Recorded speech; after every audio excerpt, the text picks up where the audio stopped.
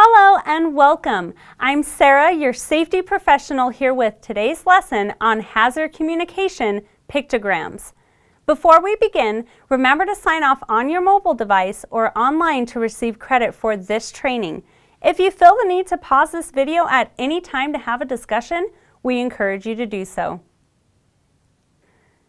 All hazardous chemicals are required to have a label that meets all of the Globally Harmonized System, GHS, label requirements as required by the Hazard Communication Standard. One part of this requirement is the use of pictograms to communicate hazards. This lesson will cover the pictogram requirements as well as defining the pictogram symbols and their meanings.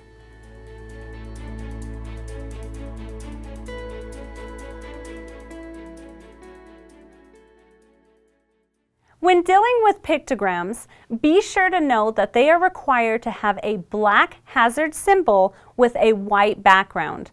The black hazard symbol is to be placed in a square red frame set at a point. A pictogram that has the red border and white background but no hazard symbol is not permitted on any label. The Globally Harmonized System, GHS, has a total of 9 pictograms that can be used to communicate hazards. Please pay attention to these pictograms and be aware of how you can use these symbols to maintain a safe work environment. The 9 pictograms in use today are: the health hazard pictogram warns employees of the following hazards: carcinogen, may cause cancer, mutagenicity, reproductive toxicity, respiratory sensitizer, target organ toxicity, danger to specific organs, and aspiration toxicity.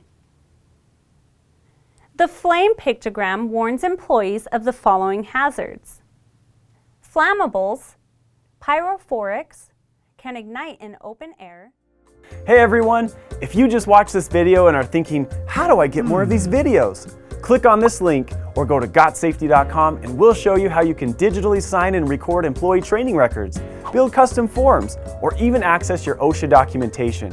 Go to GotSafety.com right now or call 1-800-734-3574 for more information.